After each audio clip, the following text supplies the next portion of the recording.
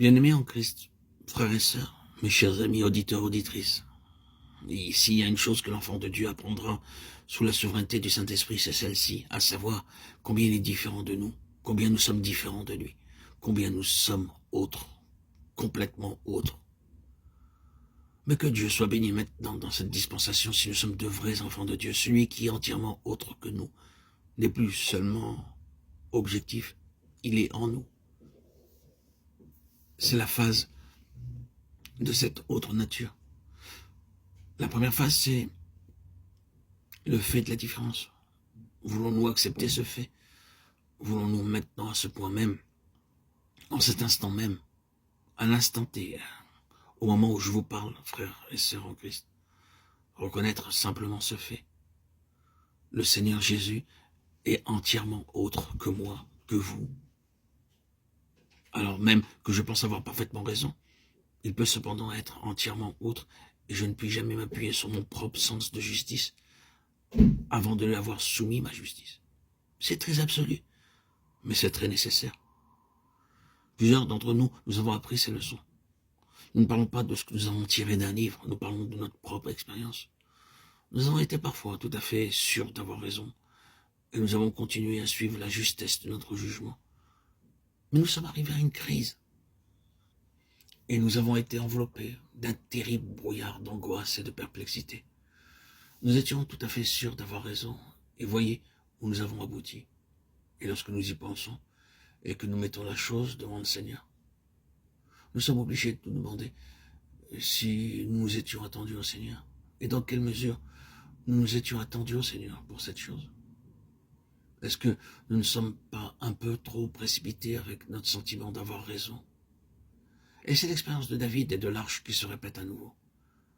Les mobiles de David étaient très bons, et le sens que David avait du dessein de Dieu était très juste. Il était vrai que Dieu voulait avoir l'arche à Jérusalem, mais David se saisit de la chose dans son âme. Elle devint son idée, et se développa en lui dans un grand enthousiasme. C'est ainsi qu'il fit le char. Le mobile, le bon mobile, la bonne idée, l'esprit sincère le poussèrent dans la détresse la plus terrible. L'Éternel frappa Uza. Uza mourut en la présence de l'Éternel, et l'arche fut conduite dans la maison d'Obed-Édom pour y demeurer. Tout cela parce qu'un homme avait eu une idée, bonne et juste, mais sans s'attendre à l'Éternel. Nous connaissons la suite.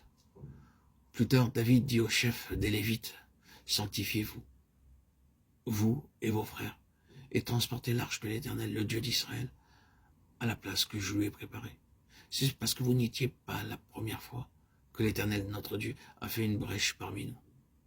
Car nous ne l'avons pas honoré comme la loi nous l'ordonne. » 1 Chroniques 15, 12, 13. Les instructions étaient là, toujours, mais David ne s'était pas attendu à l'Éternel. Si David avait apporté tranquillement son pieux enthousiasme à l'Éternel, l'Éternel l'aurait dirigé vers les instructions qu'il avait données à Moïse, et lui aurait dit en fait, oui, c'est très bien, mais souviens-toi que l'arche doit être ainsi portée. Il n'y aurait eu ni mort, ni délai, et les choses auraient été parfaitement accomplies.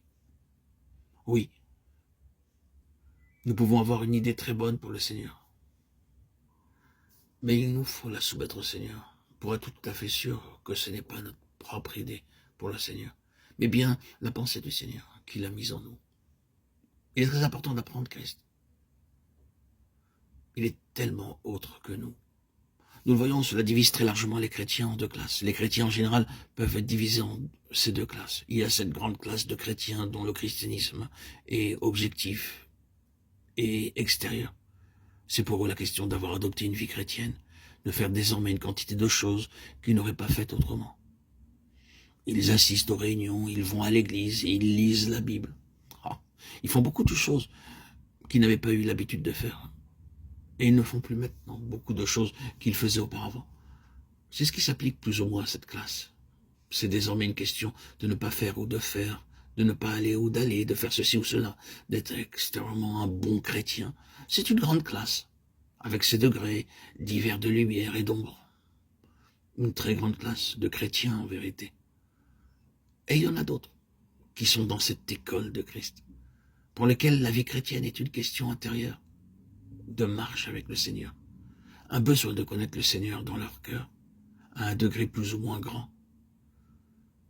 C'est la nature de leur vie chrétienne. une réelle marche intérieure avec un Seigneur vivant dans leur propre cœur. Ah, il y a véritablement une grande différence entre ces deux classes de chrétiens.